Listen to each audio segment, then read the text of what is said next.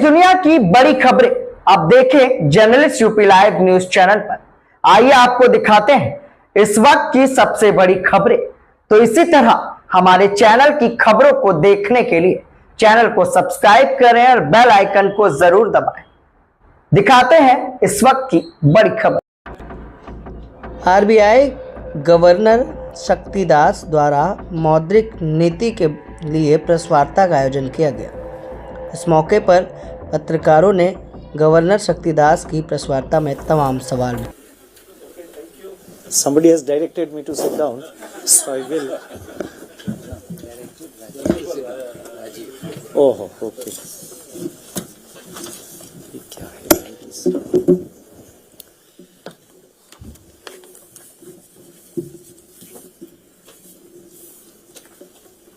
Yeah, Puneet, you can start. Yes, sir. We'll clear it.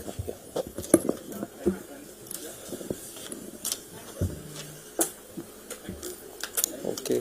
Thank you. Thank you very much. He's taking. Okay. हो गया. Thank you. अब ज़्यादा उम्मीद रखते हो आप.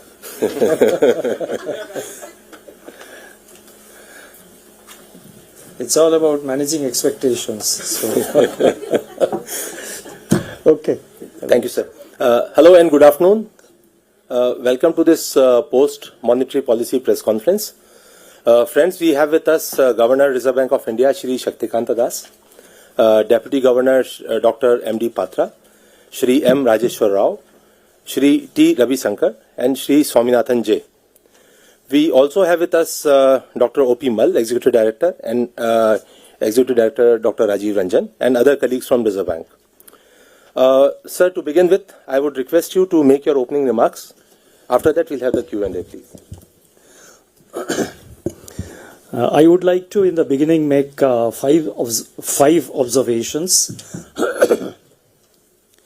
First, number one, the MPC remains committed to restoring the balance between inflation and growth, which has got unsettled recently.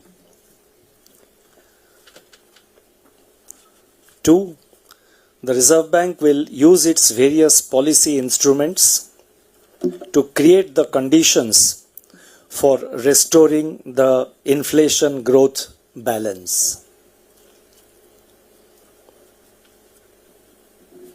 Three, the credibility of the flexible inflation targeting framework needs to be preserved.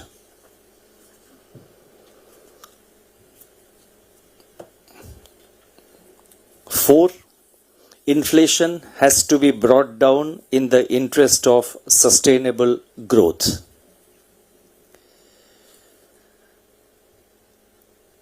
Five,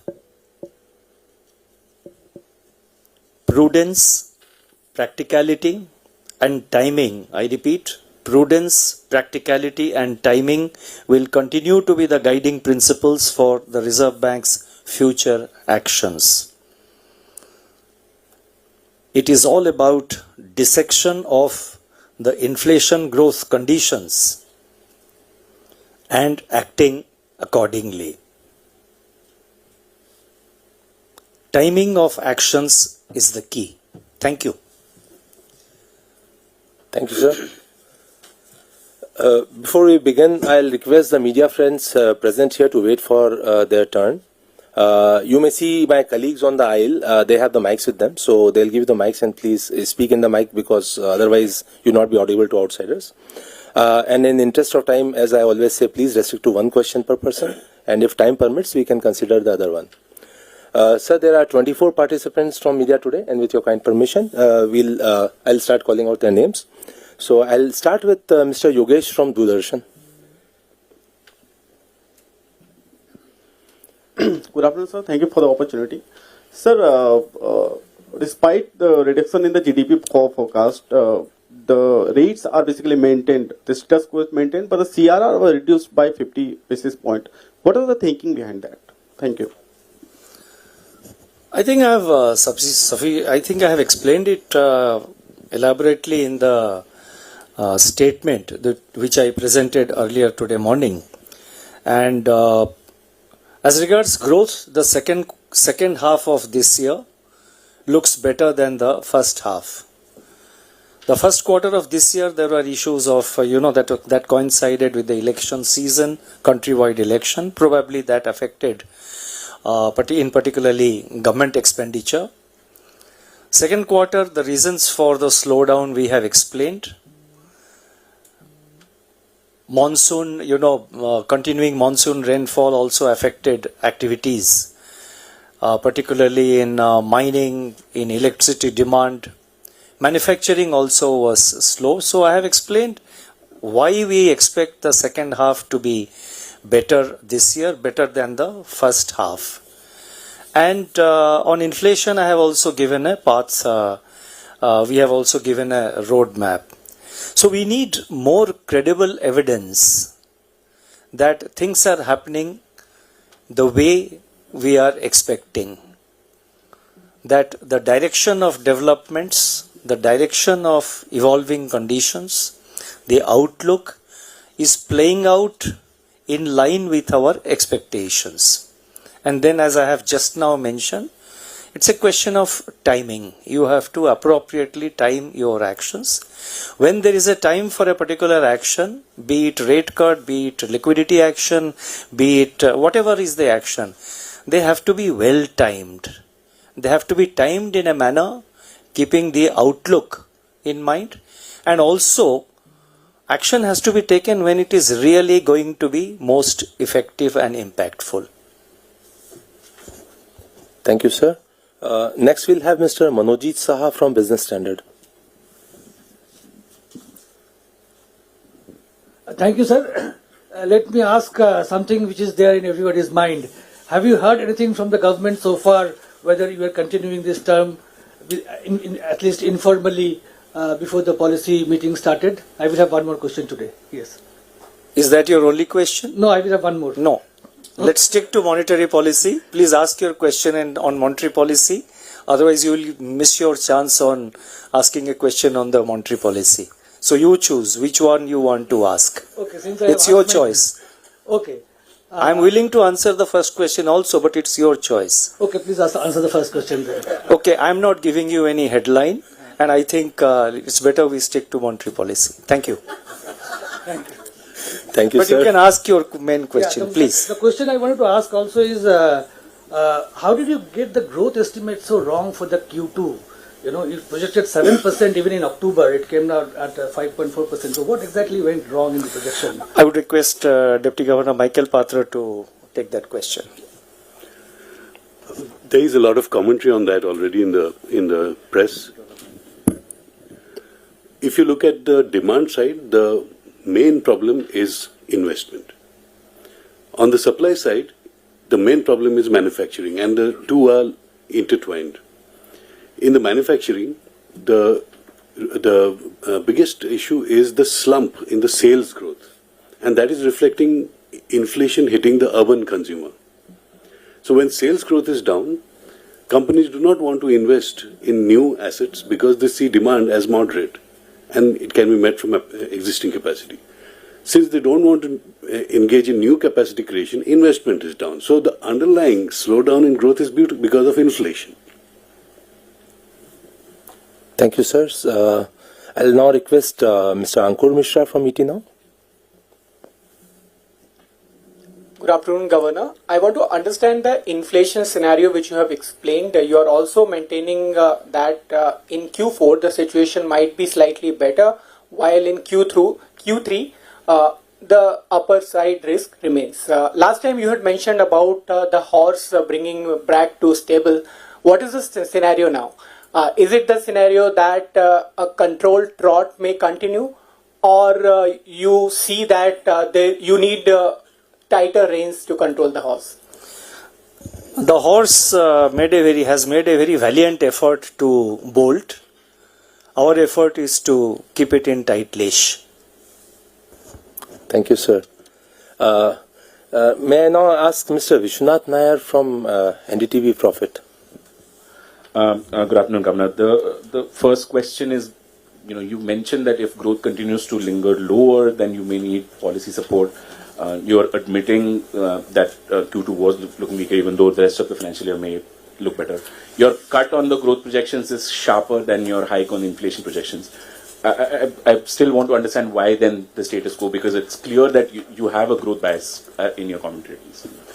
No, whether I have a growth bias or inflation bias, I think it's for you to interpret. If you recall, before I presented my statement, I made some extempore opening remarks where I have exactly explained our approach. Why monetary policy is important, what exactly is the mandate given to the Reserve Bank. In the Reserve Bank of India Act, the provision is very clear.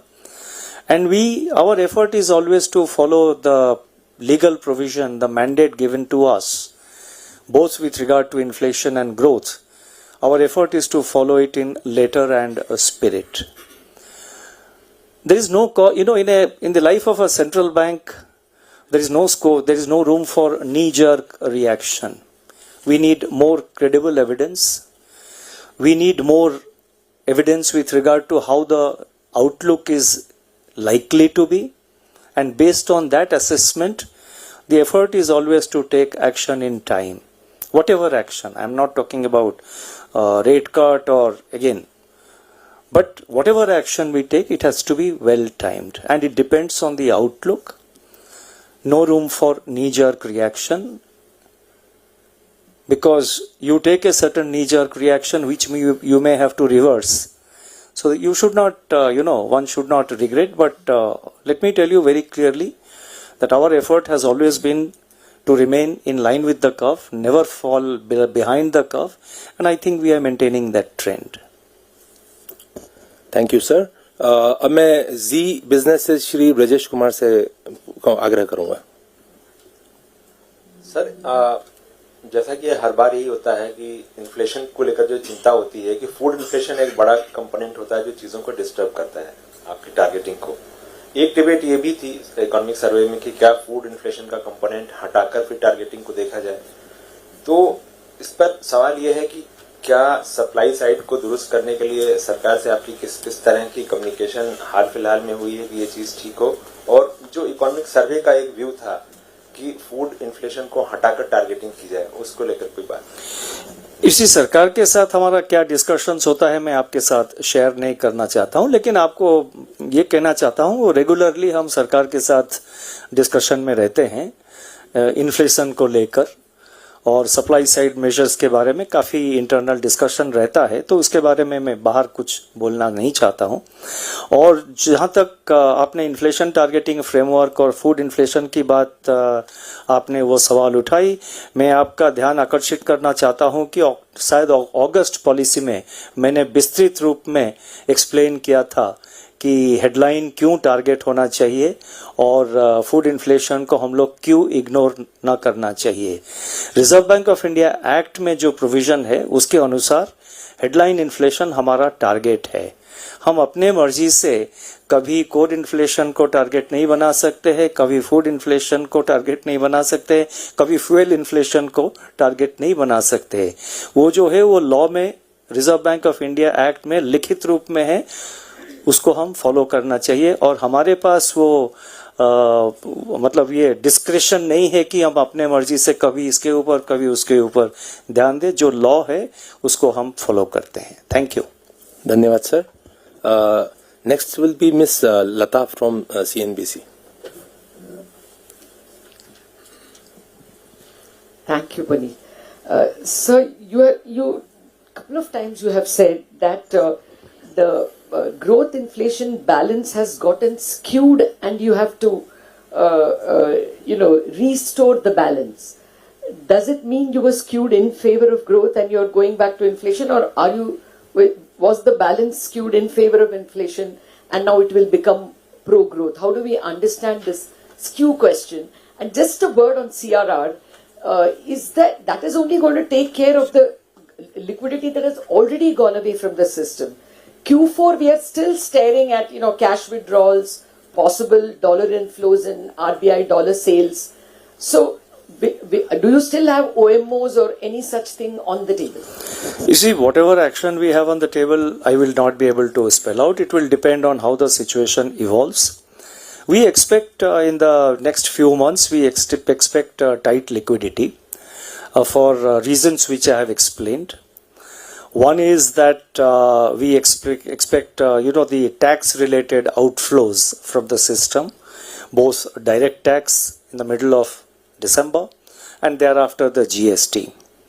Together with that, there is a possibility of likelihood of increase in currency in circulation because the busy credit season, agricultural activity has now picked up and that requires cash. That will merge into the harvest season also, which requires cash. So the currency in circulation is also likely to go up.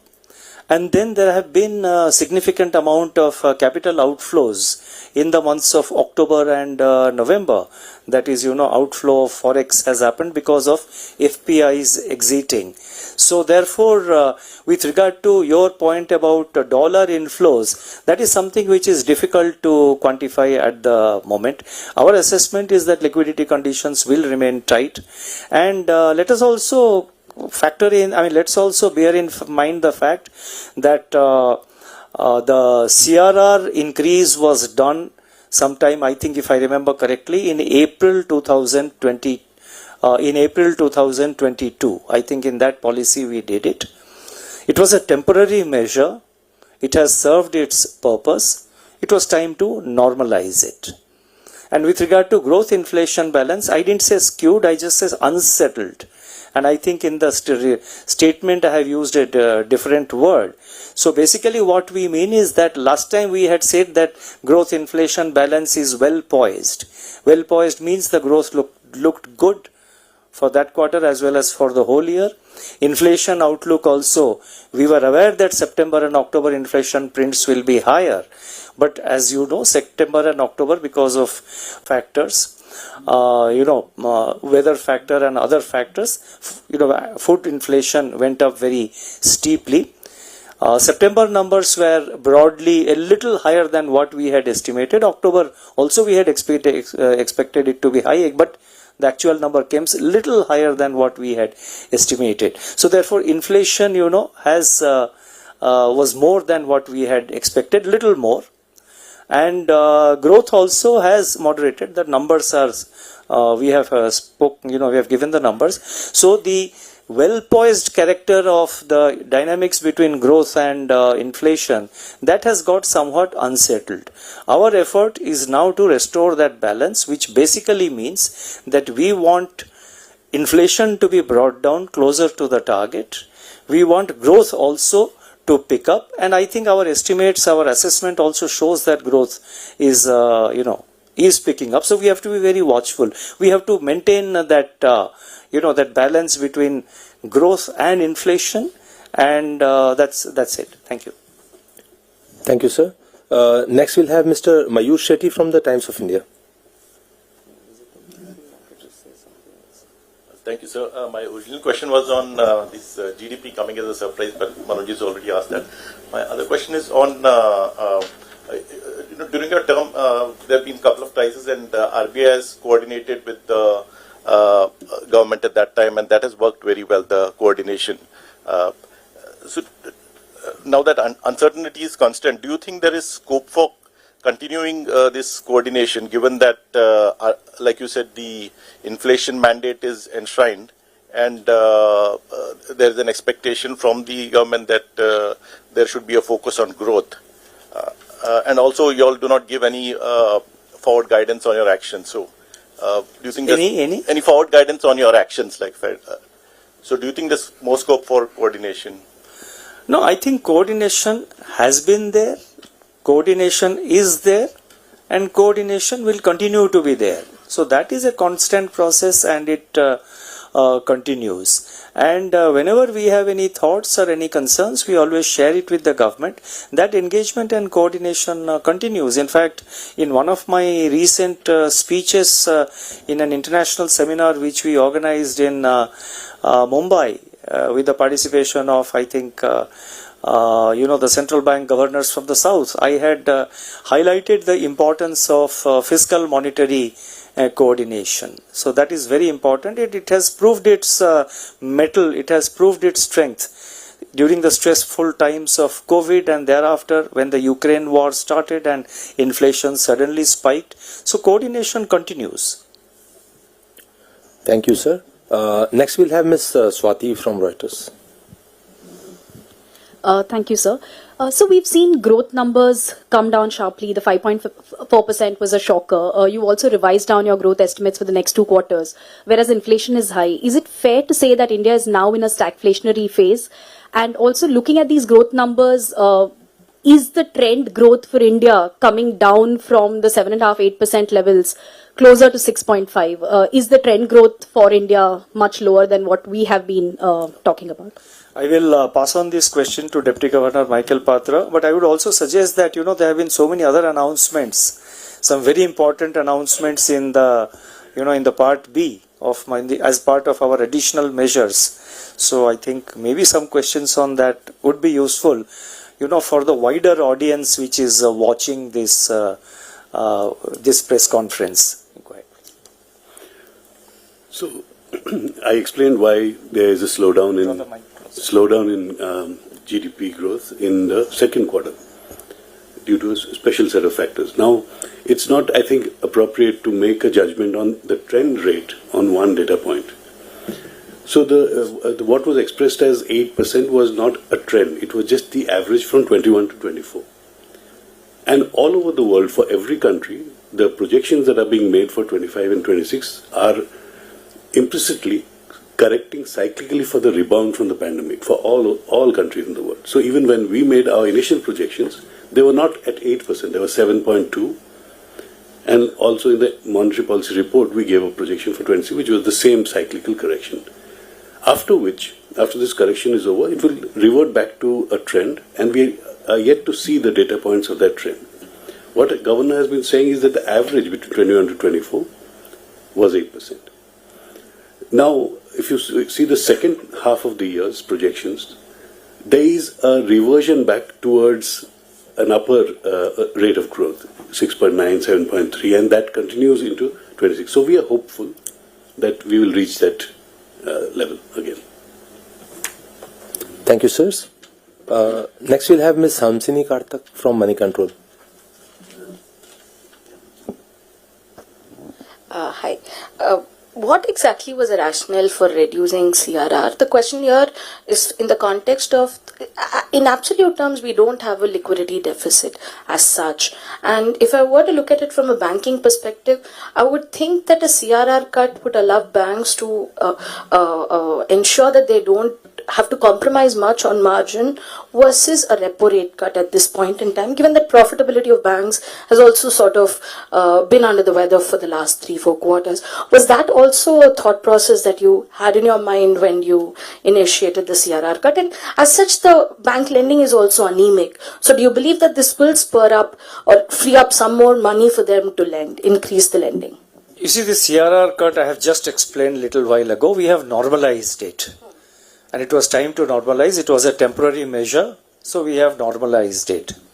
What the banks do with the CRR money is entirely their call. Whether they use it for giving credit or whatever purpose they want to use, it is their call. And with regard to liquidity, it is surplus today. It is surplus today, perhaps on Monday, next week also 2-3 days it is likely to be surplus. But we clearly see that, we are going into a phase where liquidity is going to be very tight in the latter part of this month, December, and continuing into January and perhaps, into February. So we thought it was time to sort of normalize the CRR levels. And the other questions which you mentioned about, banks, some other these things, we don't make monetary policy or liquidity decisions keeping in mind the balance sheet requirements of banks. Our policies are governed by the growth inflation dynamics. Our policies are governed from the point of view of maintaining overall stability of the economy. Whatever issues are there in the banks, etc., that is dealt with through the supervisory arm of the Reserve Bank. Thank you, sir. Next, I'll ask Mr. Ashish Agashe. Thank you, sir. Sir, what prompted the FCNRB measure, sir?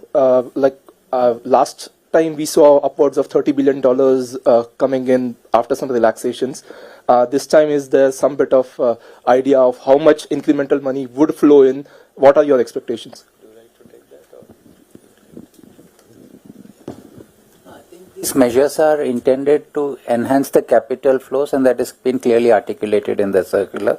There is a scope for foreign non-resident Indians or eligible Indians who are eligible to invest into the FCNRB to increase their deposit base in India, and that is purely what has been contemplated at this point in time.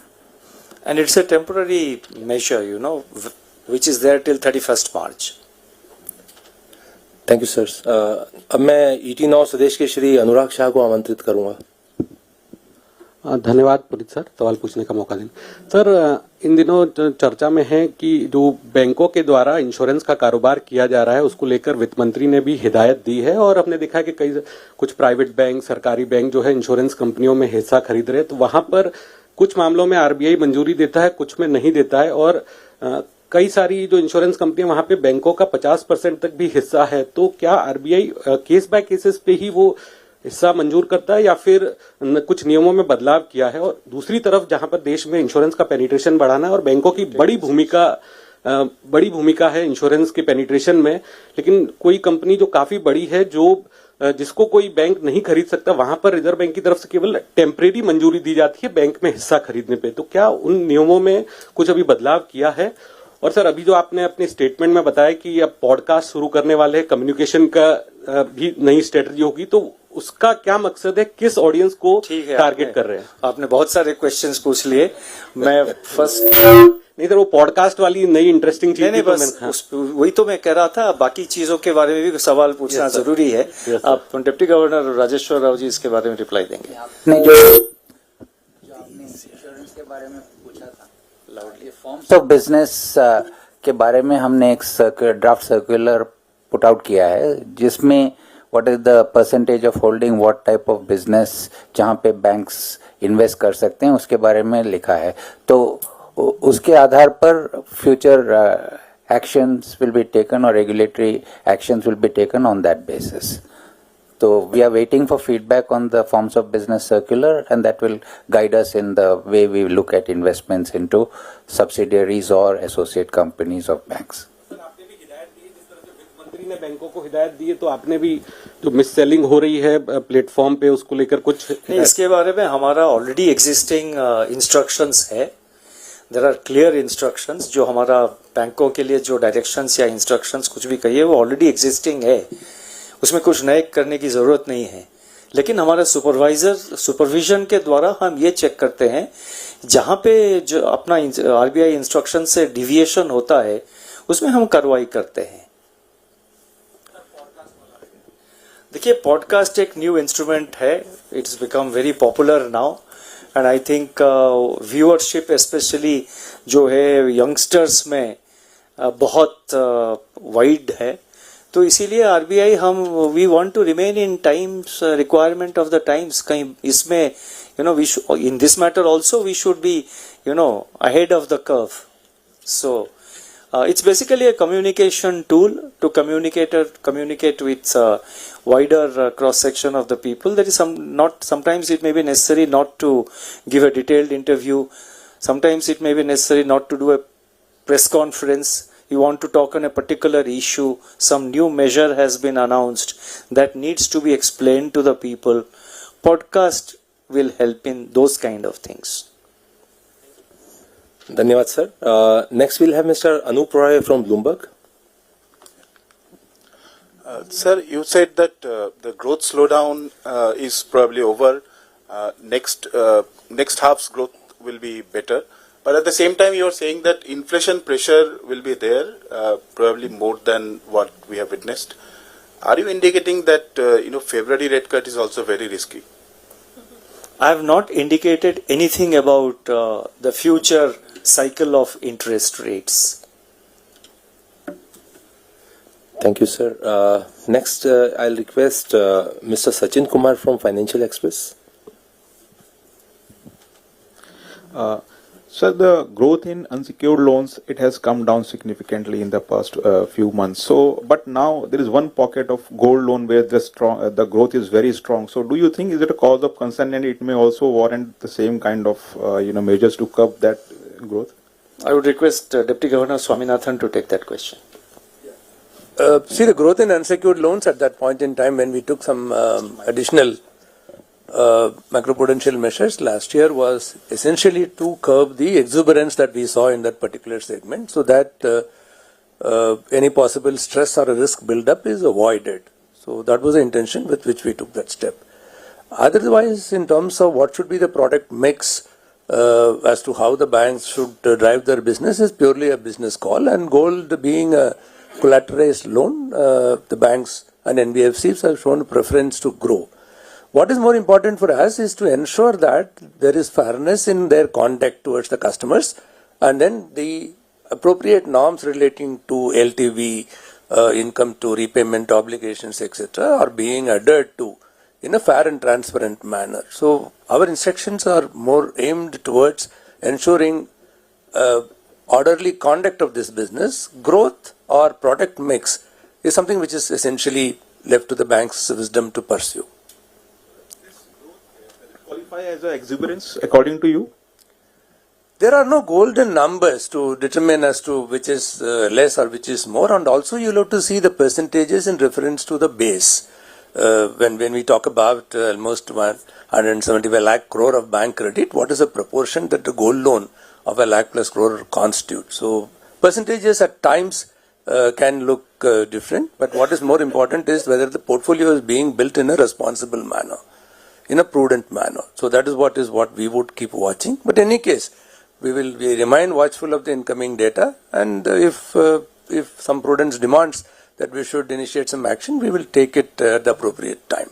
At this point in time, the guidance in terms of the conduct would suffice is our view. Thank you, sir. Next, may I request Mr. Piyush from Hindu Business Line? Good afternoon, Governor, DGs. Thanks, Puneet sir. Governor sir, first question is with regard to Sachin sir asked about gold loans. My question is on MFI. A lot of MFI companies are seeing higher delinquencies, creating higher provisions. Is the RBI concerned about SHGs? Somebody mentioned only 6 months also they don't have any experience, but they still get loans. So in MFI sector, are we seeing any incipient stress building, and what are your views on that? And so separately, what gives you the confidence that current fiscal 6.8% GDP growth can be achieved, the revised projection that you have done? Because November we saw 6%, 7% fall in UPI transaction. I know it's not a only indicator, but month on month it's fallen 7%, and it is a month of festivals. So these are the two. No, you see, on the gross number, I think I have explained it elaborately in the statement, and now also I have explained. Now, what gives us the confidence or no confidence? I think it's for you to assess whether our numbers for the third quarter are realistic. We have made our assessment, and we look at multiple factors. It's not just UPI is just one of the factors. But on the other part of your question on MFIs, I would request Deputy Governor Swaminathan to reply to that question. Yeah, these are some of the segments in which, as we spoke last during the course of MPC as well, there are certain segments we saw increased slippages in the Q2 numbers that were emerging. And as we mentioned earlier, it was not very surprising to us because these were the segments which saw an outlier growth a year before, and we had taken some proactive measures on that. And we had also, if you recall, in the August monetary policy statement, Governor has said that in these segments where enhanced slippage is being witnessed, A, we have requested the banks and NBFC to strengthen their underwriting standards, and B, to step up on their collection efforts to ensure that the stress does not translate into NPAs. So on the same theme, we continue to engage with the entities wherever we see any outlier behavior. At the system level, it is still not a big concern. About 20-30 bips uptick in stress is something which we are confident that the entities will be able to handle. And in certain entities where these particular numbers are a little outlier, we deal with them on a bilateral basis, examining as to the steps that they are taking up to ensure that the stress is not widespread. And the third, of course, through the SRO, there are enough levers that are available to us to ensure that the self-regulatory organization in this particular space, in the MFI space, are taking adequate steps to sensitize their members to adhere to the prudential guidelines of Reserve Bank and ensure that the household income assessment and the repayment obligation towards the net monthly income, etc., are strictly adhered to. And as Governor said earlier, to avoid the push effect, just respond to the demand rather than give loans to achieve someone's target. So I think these are 3-4 key messages that we have managed to deliver in the last 2-3 months. I think that should be good enough to ensure that the balance is restored in this particular segment. Yeah, please. On the UPI numbers, I think we shouldn't read too much. There was an oversized increase last month because of the way the festivals fell this year. So that got corrected for this month. So I expect that the trend will continue going forward. Thank you, sirs. Next, I'll request Mr. Laltendu Mishra from the Hindu. Good afternoon, Governor. US President-elect Donald Trump has reportedly threatened to have tariff barriers on BRIC nations like India. Will it impact on exports or is it a matter of concern? Thank you. No, it is. We have to, first thing is, let's not prematurely, let the policy come. And so far as the BRICS, you are referring to the BRICS countries in the context of the BRICS currency and all that. You see, sorry? Yeah. So now the BRICS currency was an idea which was raised by one of the members of the BRICS countries, and it was discussed. No decision has been taken in the matter. The geographical spread of the countries also is a factor which has to be kept in mind. Unlike the Eurozone, which has a single currency, then they have geographical contiguity. BRICS countries are spread all over. That also has to be kept in mind. And with regard to the dollar, de-dollarization, etc., there is absolutely, so far as India is concerned, there is no step which we have taken which specifically wants to de-dollarize. All that we have done is that we have permitted opening of Vostro accounts, and we have entered into agreement with a couple of two countries by now to do local currency denominated trade. That is basically to de-risk our Indian trade. Dependence on one currency can be problematic at times because of appreciation or depreciation. So as a part of de-risking our trade, that is a step which has been taken. Nothing, de-dollarization is not our, certainly not our objective. It's not on the table at all. I think it's more of a more of a narrative which is being said in some sections of the media. Our effort is basically to de-risk our trade. Nobody is talking about or thinking about de-dollarization. Thank you, sir. I'll request Ms. Sangeeta Mehta from the Economic Times. Thank you, sir. Sir, could you share your thinking behind the introduction of SORR that you have spoken in the policy? And sir, could you give some idea on the timelines for the draft guidelines, because almost 4 of them are already being talked about: the project finance, LCR and ECL, climate finance. Could you give some idea when they would be? Okay. SORR, I think you can answer. So as of now, we have 2 benchmarks which are set out by the FBI. One is the MIBOR, which concerns uncollateralized transactions, and we have the MROR, which is based on the market repo. But the TREPS, which is 60% of the market, is not in that index. So this index that we will have now will capture all secure transactions. That's the limit. And on the other part, I would request DG Rajeshwar Rao to give the reply. Guidelines are fairly major game changers as far as the banking system is concerned. So we have got significant feedback on all these guidelines. Those need to be carefully evaluated, and we will calibrate the way these guidelines are rolled out. So I think there is, but we are in the process. We are close to finalizing some of the approaches. I will not give a definite timeline. No, We will let's see. do it as We fast have as possible. followed a very consultative approach. These are all, they will bring about significant changes in the banking system. So we are, proceeding on it. These measures are necessary, but we have to proceed in a very careful and calibrated manner, in consultation and taking into account, not in consultation, but taking into account the suggestions and other issues, which have been raised by the banks and several other stakeholders. So we want to move very carefully, very cautiously, so that when implemented, the implementation is as non-disruptive as possible. Thank you, sirs. Sir, with your permission, 2 more questions. Yeah. So I'll request Mr. Ben Jose from New Indian Express. Hi, sir. Hope to see you announcing the next policy, sir. And congratulations for the 6 years of tenure. And Patra sir, we will miss you at the next policy. My question is what Laltendu asked about. It's a further building on that. The rupee has been under pressure, and if the Trump tariff war happens, say 10% on Indian exports, and what could be the impact on the rupee going for if the tariff war happens? I'll take that question.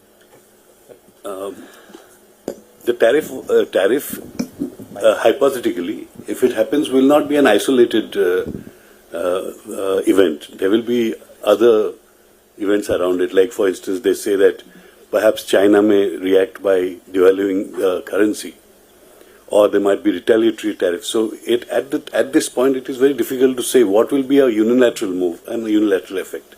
Let us wait for the general equilibrium effects.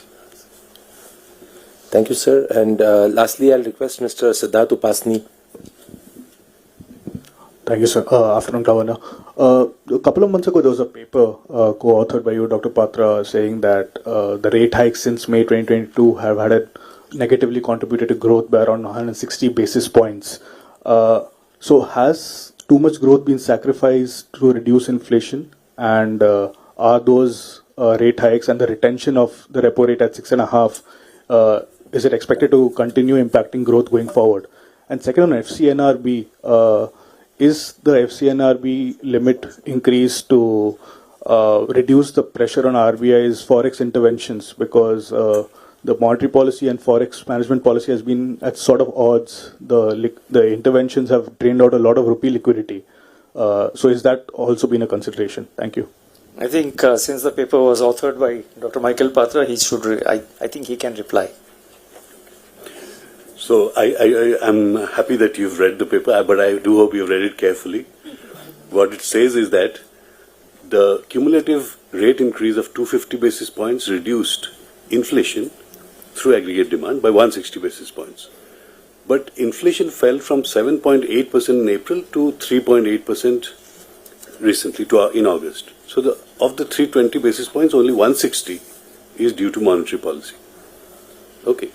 Now, in the same paper, you will see that there are charts which show the impact of an interest rate change on output and inflation. The impact on output starts after the rate increase and reaches its peak in the third quarter after the rate increase. It plateaus in the fourth quarter, and after that it fades away. So if you take the cycle of rate hikes, the cumulative peak was in July-September 2022 in terms of quarters. So take 4 quarters from there for the effect on output. July-September 2023. So after that, output starts to rise back. The effect on inflation lingers for 10 quarters. So by now, output has started to go back, and it has actually crossed what we call its potential level.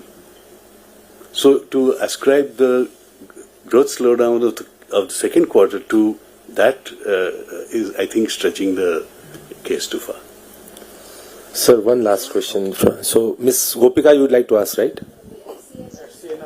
Yeah, you can please speak in the mic. Yeah, I mean, just adding to his question, is that a concern? I mean, was that a consideration, the forex reserves, given that we had seen, the kind of outflows last 2 months, and more is expected? The market is expecting a similar quantum of outflows the next few months. What is the consideration? Is that a consideration behind coming out with the FCNRB hike? And also, will there be more measures to sort of protect the currency? And my second question, sir, on usurious rates, RBI has raised a lot of concerns around usurious rates. Now, the Reserve Bank has followed a principle-based regulation and has removed any sort of caps on interest rate lending rates. But given the kind of concerns that are rising in the industry, MFIs, unsecured loans, is there a need to define a boundary or a threshold in terms of lending rates? You take that thing, or you will take? Usually, yes, you will take. But before that, this FCNRB, let me say, first thing I want to say that our forex reserves are quite robust even now. And the depletion in the reserve, which has happened in the last few months, part of it, and a good part of it, is because of valuation losses. Still our reserves, the latest print, I think we gave out 656 or something like that. I don't remember the number exactly, but reserves are still, forex reserves are still quite adequate. We are confident of dealing with any spillovers. Now, you mentioned that is Reserve Bank concerned about outflows and all that. You see, somebody said that key inflows are expected. So how the forex market will behave going forward, we cannot really sort of, we cannot make a guess. We cannot really assess. We have to see there are so many uncertainties. New administration in the US that will take over, the response of other countries. So it's a very dynamically evolving situation. So as per requirement, we will take action. And so therefore, at the moment, we have no concern at all. It is a facilitation which we have provided to attract more, more inflows and an opportunity for NRIs to invest. And I actually lost a bit of, because your question, 2 questions so long. Is there anything else you asked in that FCNRB? No, about more measures you will have to wait. I can't spell out now. More measures as and when they are required, we will take. But on the FX front, let me say very clearly and emphatically that our forex reserves are strong. And I have, I think, devoted 2 paragraphs in my statement to explain the rationale for RBI's forex management. The focus is not just to deal with spillovers. It is an essential part of Reserve Bank's policy to build stability of the macroeconomic stability and financial stability of the domestic system. Thank you, sir. Sir, so this is the end of question. Would you? Oh, sorry, there is a UZ raise. Yeah, maybe. See, as you would recall, Reserve Bank, after extensive consultation, has deregulated the administered interest rates, and this freedom has been placed with the boards of the banks and NBFCs. And we have also said that the boards are expected to use this freedom placed in them in a prudent and sensible manner to ensure that their pricing practices are not considered usurious, whether it is pricing or fees. And we have also said in the same regulation that this will be subjected to supervisory assessment. So, basis such assessment over the last couple of years, wherever we have found such practices, where we found that the customer interest was in danger, and the decisions were more driven by profit motives rather than securing customer interest, we have called out such entities. As Governor mentioned, we have had extensive discussion with multiple entities. Many entities have taken measures themselves to correct the situation, and a few entities which were considered outlier, we have singled them out for supervisory action, which we will anyway going forward review subject to they rectifying their position. And the third part of your question is in terms of are we having a rethink? I don't think at this point in time we still expect the industry to correct itself and use the freedom placed with them in a sensible manner so that their business grows in a responsible manner, ensuring fairness in their conduct and fairness to the customers. That is what we will continue to push at this point in time. Thank you. Thank you, sir. Sir, would you like to? So, I mean, before we conclude, there was one announcement which I made about this mulehunter.ai. I thought there will be a question on that, but since it's not there, but just to disseminate the information to the wider audience, people who are viewing this broadcast, I would request Deputy Governor Ravi Shankar to very briefly explain that. Thank you, Governor. Thank you also for intervening so that I got a direct question after a long time. No, the Mule Hunter is basically an infrastructure level setup we are creating, which will use the databases from all banks, all other payment system operators, and its AI engine will be trained based on this wide set of data to be able to identify frauds, etc., much more effectively in the financial system. If you look at frauds, the number of frauds are increasing, the amount involved in fraud